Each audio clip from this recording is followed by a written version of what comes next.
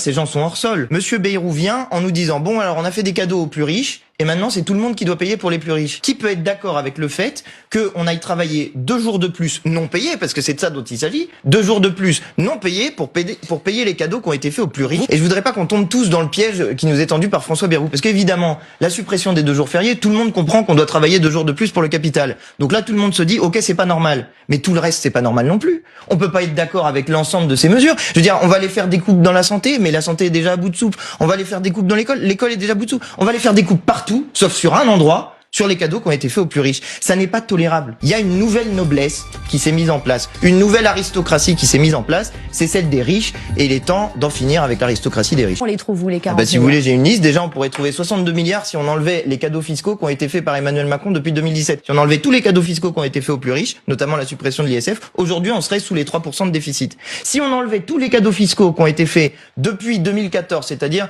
depuis François Hollande, tous les cadeaux fiscaux qui ont été faits aux plus riches, il y aurait 450 milliards en plus dans les caisses de l'État. Ça voudrait dire qu'à l'heure actuelle, la dette de la France serait à 97,7% du PIB, soit moins que quand Emmanuel Macron est arrivé au pouvoir. Il y en a qui se sont bien gavés, il faut aller chercher l'argent dans leur poche.